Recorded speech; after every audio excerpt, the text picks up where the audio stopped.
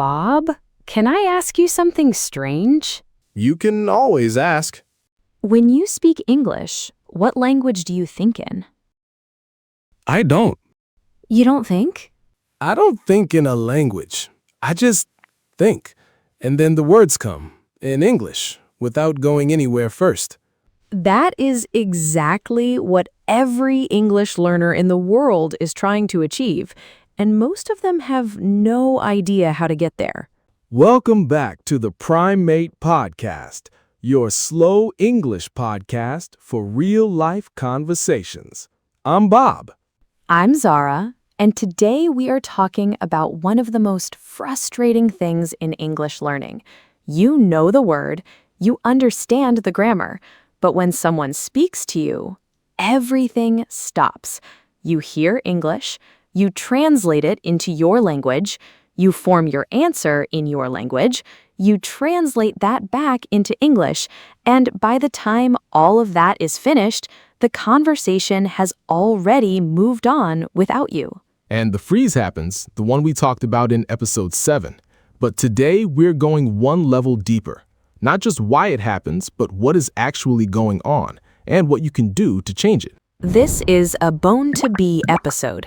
But this problem, it lives at every level. Even advanced speakers sometimes feel the translation delay. Don't worry if you miss a word. Stay with us. The English will come. Comment below. Do you still translate in your head when you speak English? Or has there been a moment when it stopped, even for a few seconds? Write it. We want to know. Okay, let's start with what is actually happening in the brain. Because I think once you understand the mechanism, the solution starts to make more sense. Tell me. So, when you learn your first language as a child, the word and the meaning arrive together. You hear apple, and at the same moment, you see the apple. You touch it. You taste it. The word does not point to a translation. It points directly to the thing itself. The word and the world connect. Exactly. But when most people learn a second language, they learn it through the first one. Apple in English points to apple in their native language, which then points to the actual fruit. There is a middle step, an extra door. And that middle step, that extra door, is what creates the delay. Yes, the translation is not a personal failure. It is a structural feature of how the language was learned. The word in English was never connected to the world directly. It was connected to your native language first, and your native language connected to the world. So the chain is too long. The chain is too long, and the goal, the real goal, is to shorten it, to eventually remove that middle step entirely, so that the English word connects directly to meaning, to image, to feeling, without any translation in between. And here is something important. That shortening, it does not happen by studying harder. It does not happen by memorizing more words. It happens through one thing: exposure. Repeated, consistent, meaningful exposure to English in real contexts until the words stop pointing to translations and start pointing to life. Okay, so what does that actually look like? Because exposure is a big word. It covers a lot of things. What kind of exposure actually builds that direct connection? First, and this is the most important, you need to start thinking in English, even when you are not speaking, even when no one is listening. Tell me more about that. So I will give you an example. You wake up in the morning. Your first thought is in your native language. It is automatic. You cannot stop it. But your second thought, that one you can choose. Instead of continuing in your native language, you switch. You think, the room is quiet. The light is coming through the window. I am hungry. Simple thoughts. Very simple thoughts. Present tense. What you see, what you feel, what you want. No complex grammar, no perfect sentences, just English describing the moment you are in. And why does this help? because you are building a direct connection between English and your immediate experience. Not English and a translation, but English and the actual moment. The light through the window, the hunger, the quiet. Those connections, once built, they stay, and they get faster every time you make them. Think of it like building a road. The first time, it is slow. You are cutting through new ground. But every time you walk that road again, it becomes smoother, faster, until one day you walk it without thinking. That is fluency, not a gift, a road you built yourself. Second thing, stop looking for the perfect word. This one is big. Very big, because a lot of learners, when they cannot find the exact word immediately, they go silent. They go back into their native language to find it. They translate. And the moment they go back, the chain gets longer again. So what do you do instead? You stay in English. You use a different word. You describe around it. You say, the thing you used to, or it is similar to, or I cannot remember the word, but it means something like. You never leave the language. You find another way through.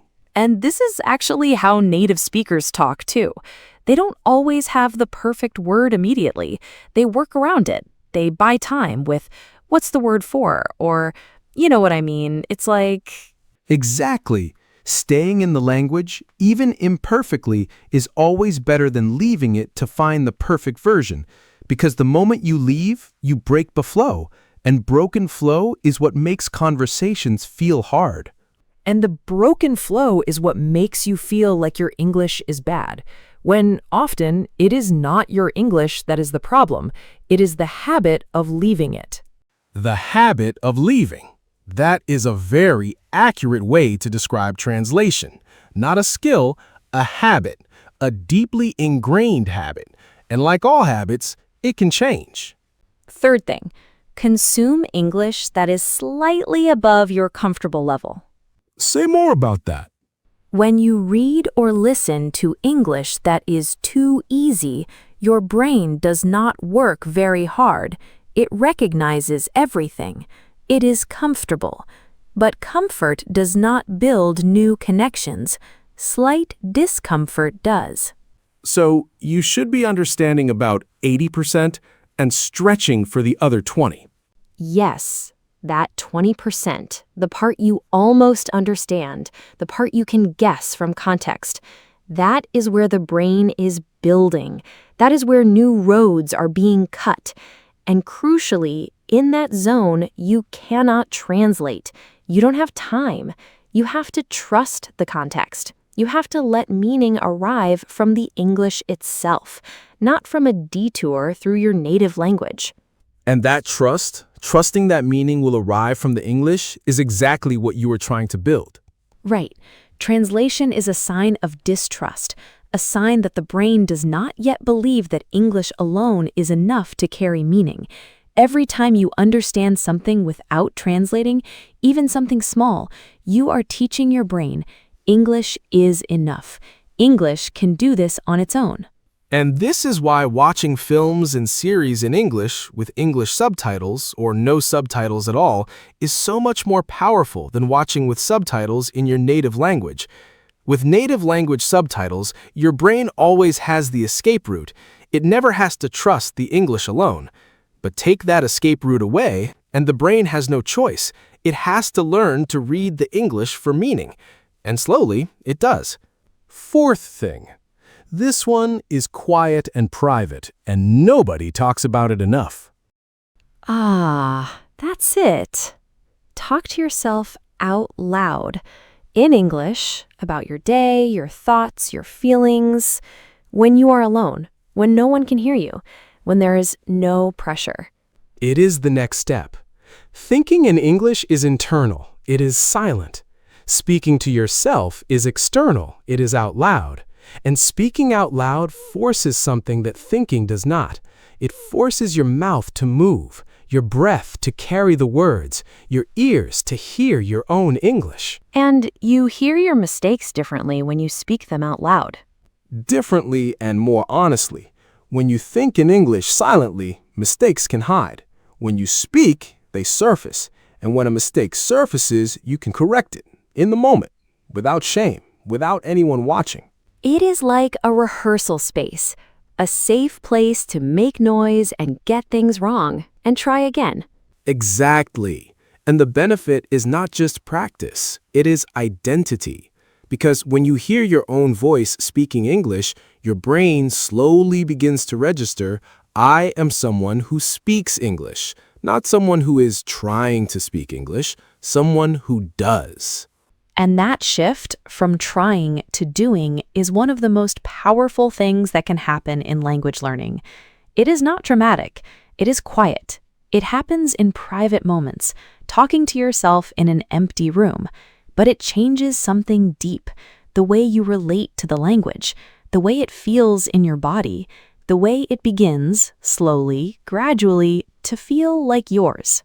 Fifth thing, and this is the most counterintuitive one. What's that? Stop trying to stop translating. Say that again.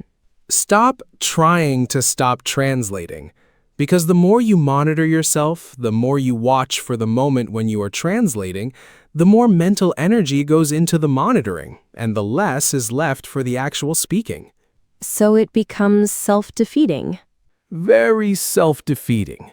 The goal is not to eliminate translation through willpower. The goal is to make English so familiar, so present, so woven into your daily experience that translation becomes unnecessary. It fades out naturally, not because you fought it, because you gave English enough space to grow.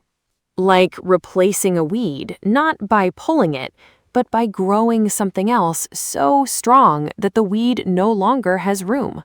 I have never heard it described that way, but yes, exactly that. And that means the real work is not fighting translation. The real work is adding English, more of it, in more places, in more moments of your day. Thinking, speaking, listening, reading, until English is not a foreign space you visit, but part of the air you breathe.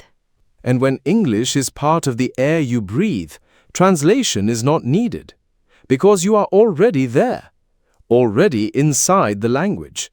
And you didn't fight your way in. You simply stayed long enough that it became home.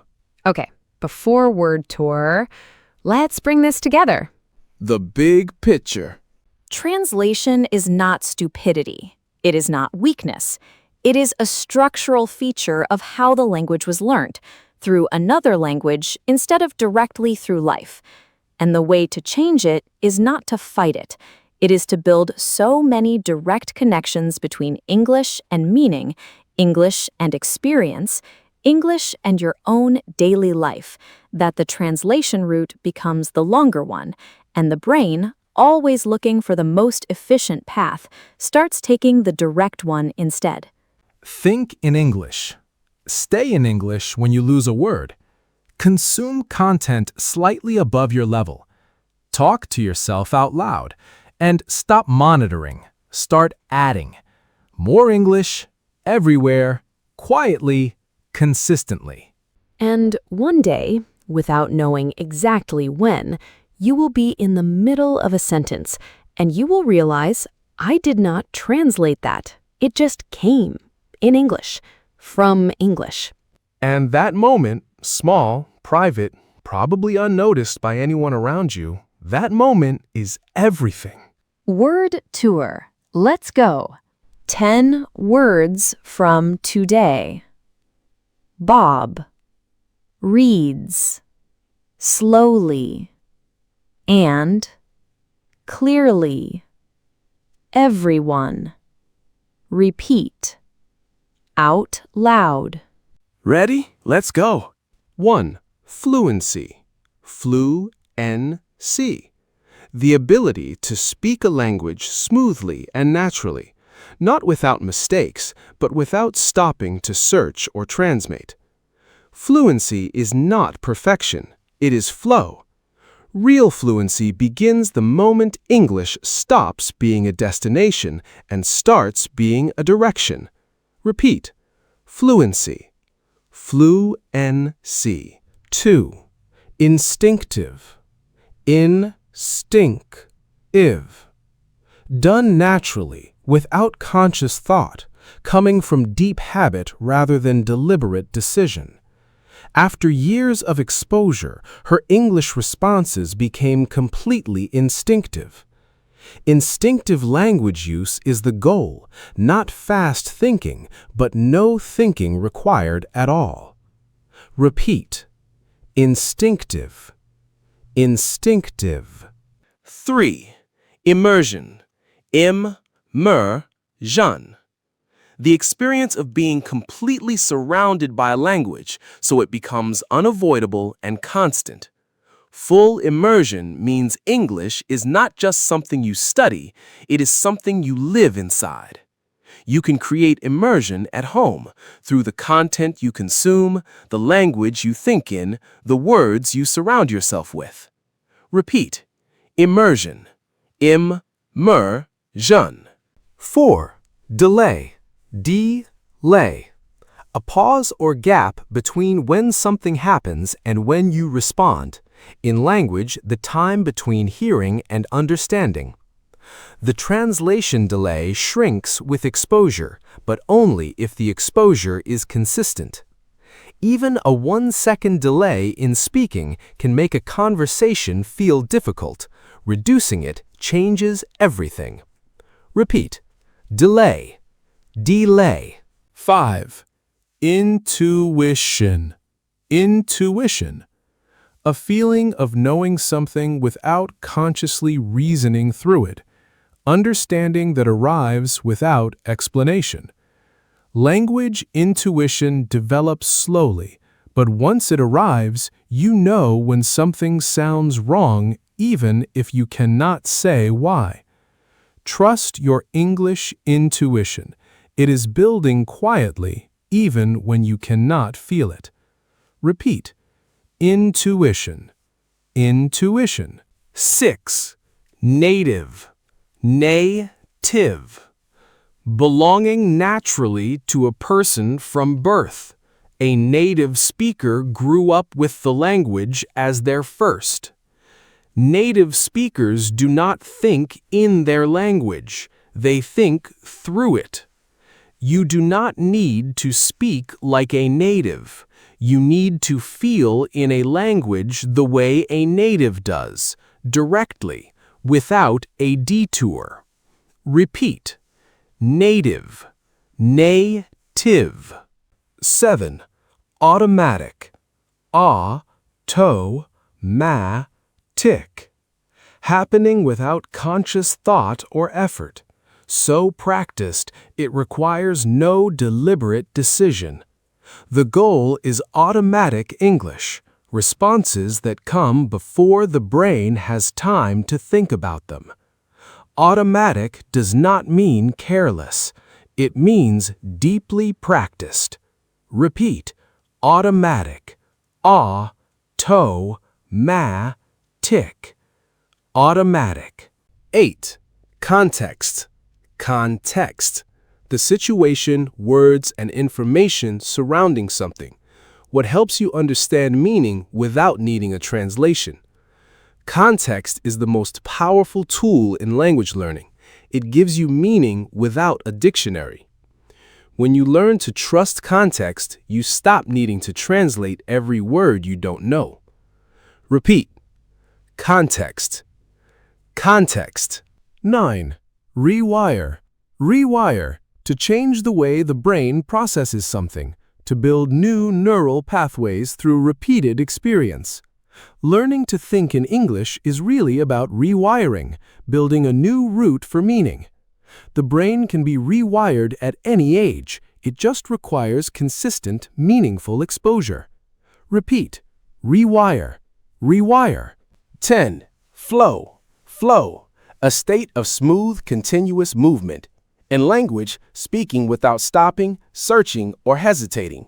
Flow in English comes not from knowing more words, but from trusting the ones you have. The moment you stop fighting the language and start moving with it, that is when flow begins. Repeat. Flow. 10 words, all about the journey from translating to thinking. Repeat them tonight, and then tomorrow morning, try one thing. Think your first 3 thoughts in English, just 3, before the day begins, before anyone is watching, just you and the language. Episode 16. Done.